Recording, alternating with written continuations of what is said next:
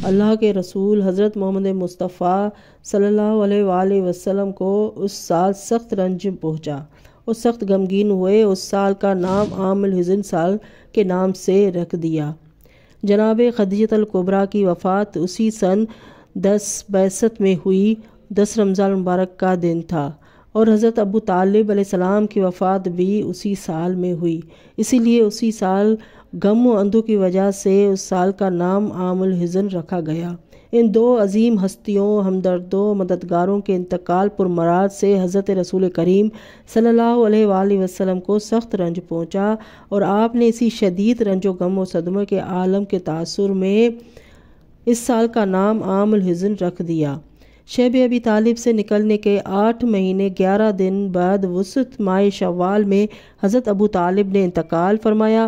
بروایت ابن واضح اس وقت ان کی عمر 86 سال کی تھی اور کثیر تاریخ میں ہے کہ ان کی وفات کے 3 دن بعد جناب خدیجہ الکبریٰ سلام اللہ علیہا نے بھی انتقال فرمایا۔ جب آپ کی عمر 25 سال کی ہوئی اور آپ سلم کی حسن سیرت، آپ سلم کی راست بازی، صدقے اور دیانت کی عام شہرت ہو گئی تو آپ سلم کو صادق و امین کا خطاب دیا جا چکا، تو جناب خدیجہ بنت خویلد نے جو انتہائی پاکیزہ نفس، خوش اخلاق، خاندان قریش میں سب سے زیادہ دولت مند تھیں، ایسے حال میں اپنی شادی کا پیغام پہنچایا جبکہ ان کی عمر 40 سال کی تھی۔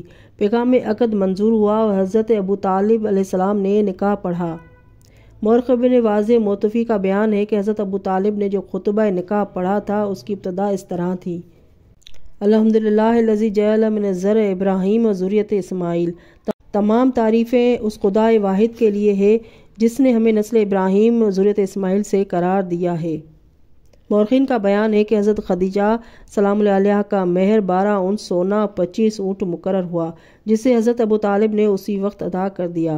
تواریخ میں ہے کہ جناب خدیجہ سلام اللہ علیہا کی طرف سے عقد پڑھنے والے ان کے چچا عمرو بن اسد اور حضرت رسول خدا صلی اللہ علیہ وآلہ وسلم کی طرف سے جناب ابو طالب تھے۔ ایک روایت میں ہے کہ شادی کے وقت جناب خدیجہ کبریٰ باکرہ تھی۔ یہ واقعہ نکاح مناقب ابن شہر آشوب میں ہے کہ رسول خدا صلی اللہ علیہ وآلہ وسلم کے ساتھ خدیجہ سلام اللہ علیہا کا یہ پہلا عقد تھا۔ سیرت ابن ہشام میں ہے کہ جب تک خدیجہ زندہ رہیں رسول کریم صلی اللہ علیہ وآلہ وسلم نے کوئی عقد نہیں کیا۔ مورخین کا بیان ہے کہ آن حضرت صلی اللہ علیہ وآلہ وسلم اسی عالم تنہائی میں مشغول عبادت تھے کہ آپ صلی اللہ علیہ وآلہ وسلم کے کانوں میں آواز آئی: یا محمد!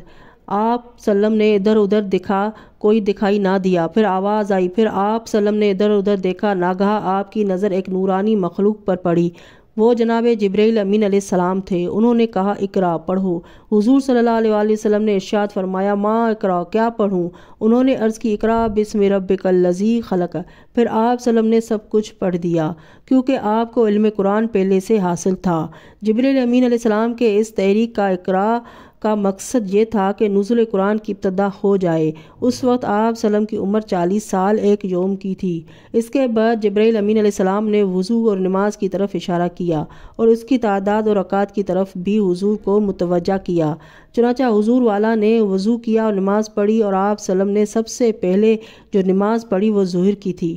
پھر حضرت وہاں سے اپنے گھر تشریف لائے اور خدیجہ الکبریٰ اور علی بن ابی طالب علیہ السلام سے واقعہ بیان فرمایا۔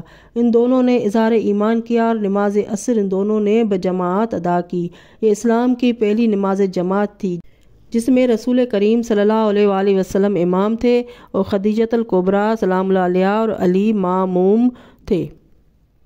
اس وقت ان کی عمر 65 سال کی تھی۔